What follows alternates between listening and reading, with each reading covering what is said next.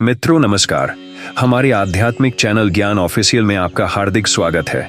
यदि आप आत्मिक शांति, ध्यान, दुख, दर्द, मोह माया से छुटकारा पाना चाहते हैं और आध्यात्मिक ज्ञान प्राप्त करना चाहते हैं तो हमारे साथ जुड़े रहें। कृपया हमारे चैनल को सब्सक्राइब करें, वीडियो को लाइक करें और इसे अपने दोस्तों के साथ शेयर करें ताकि हम सभी अपने जीवन के हर दुख दर्द से छुटकारा पा सके।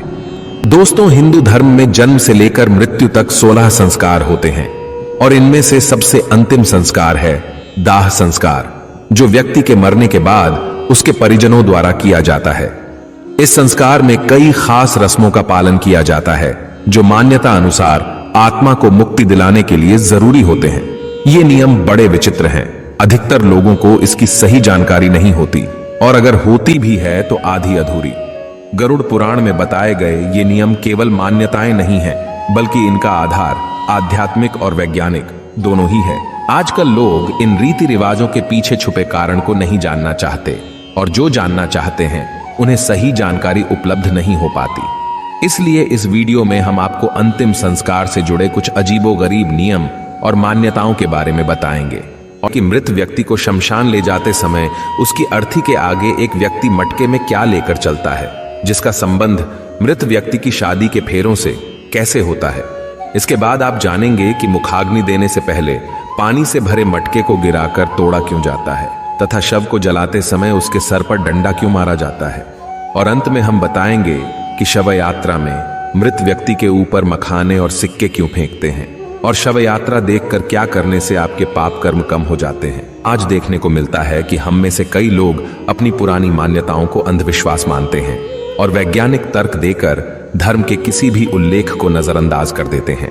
पतली रस्सी में बंधी मटकी और उससे निकलता हुआ धुआं आपने भी हिंदू शव यात्राओं में देखा होगा। इस मटकी को हाथ में पकड़कर मृतक का कोई परिजन शव यात्रा में सबसे आगे चलता है।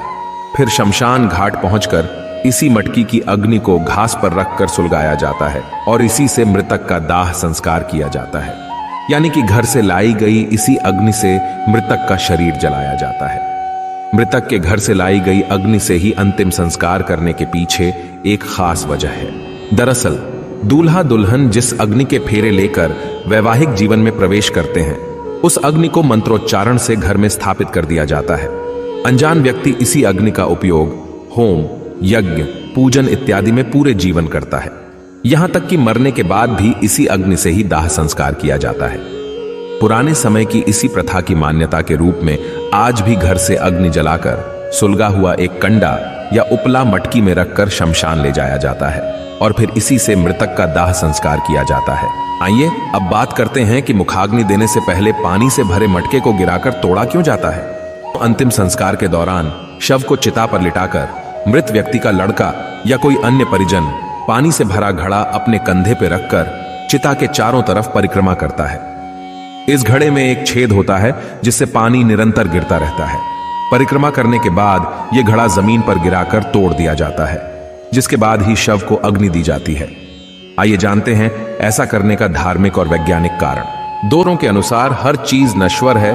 सजीव से लेकर निर्जीव तक सभी एक निश्चित समय पर नष्ट हो जाते हैं। हिंदू धर्म के अनुसार जीवन एक छेद वाले घड़े की तरह है जिसमें आयु रूपी पानी हर पल टपकता रहता है और ऐसे ही बूंद बूंद करके मटके से गिरते गिरते वह पानी कुछ ही समय में खत्म हो जाता है। ठीक वैसे ही जैसे किसी जीव की आयु एक निश्चित समय पर समाप्त हो जाती है। जब आयु खत्म हो जाती है तो निष्प्राण शरीर जमीन पर गिरकर नष्ट हो जाता है। इसी के प्रतीक स्वरूप घड़े को जमीन पर गिराकर तोड़ दिया जाता है।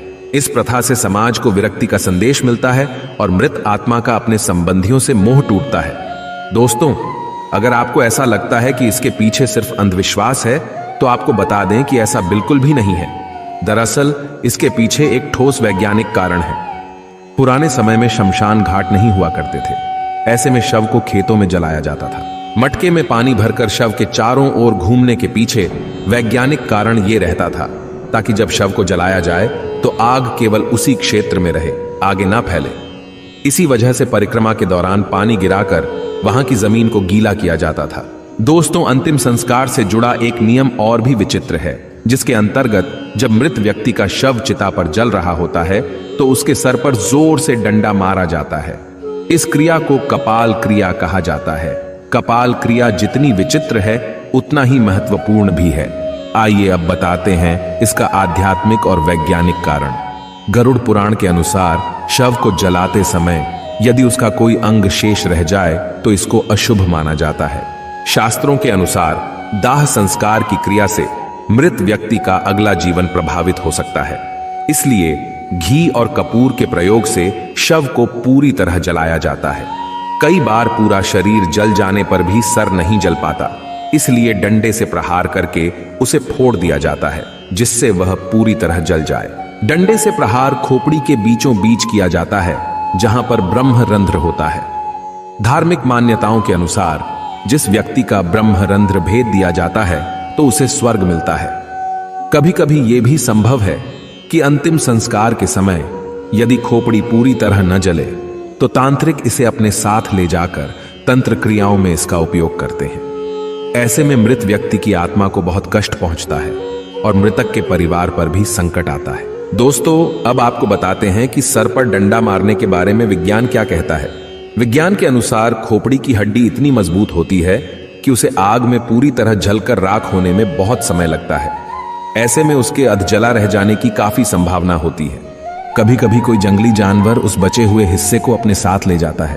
वे इसे कहीं भी फेंक देते हैं जिससे पर्यावरण प्रदूषित होता है। इसी कारण से शव को पूरी तरह जलाने के लिए सर पर डंडा मारकर फोड़ दिया जाता है। आइए अब जानते हैं शव यात्रा में मखाने और सिक्के क्यों फेंके जाते हैं। दोस्तों, मखाना फेंकने का कारण है समाज को शिक्षा देना कि ये अहंकार त्यागने का समय है। मृत व्यक्ति को सामने देखकर समाज ये सीखे। मखाना को सांकेतिक रूप में इस्तेमाल किया जाता है क्योंकि जिस तरह से मखाना बाहर से फूला हुआ होता है और दबाव डालने पर सिकुड़ जाता है, ठीक उसी तरह व्यक्ति जब जिंदा होता है तो कई चीजों के लिए बाहर से घमंडी हो जाता है, लेकिन मरने के बाद वो एक लाश बनकर रह जाता है। इससे यह बताने की कोशिश की जाती है कि जीवन में कभी घमंड न करें। सिक्का फेंककर यह संदेश दिया जाता है कि जो इंसान जिंदगी भर उसके पीछे भागता रहा है वह मरने के बाद अपने आसपास सैकड़ों सिक्के होते हुए भी उसे उठा नहीं सकता। हिंदू शास्त्रों के अनुसार मृत्यु के बाद व्यक्ति की आत्मा परमात्मा में लीन हो जाती है, इसलिए शवयात्रा देखना शुभ माना जाता है। शास्त्रों के अनुसार किसी की अंतिम विदाई देखने से व्यक्ति को पुण्य की प्राप्ति होती है। ऐसा माना जाता है कि शवयात्रा देखना सुखद एवं मंगलमय भविष्य का सूचक है। मान्यता यह भी है कि यदि काम पर जाते समय शव यात्रा दिख जाए तो अधूरे काम पूरे होने की संभावनाएं बनने लगती है, दुखों का नाश और सुखी जीवन का आगाज होता है। जो आत्मा शरीर से तुरंत निकली होती है वह अपने अर्थी के साथ चल रही होती है और जो उसे प्रणाम करता है उसे आशीर्वाद देती है, जिससे व्यक्ति के पुण्य बढ़ते हैं। शवयात्रा के महत्व को गरुड़ पुराण में इस तरह लिखा गया है कि यदि कोई व्यक्ति किसी मृत व्यक्ति को कंधा देता है तो उस व्यक्ति को एक यज्ञ के बराबर का पुण्य मिलता है।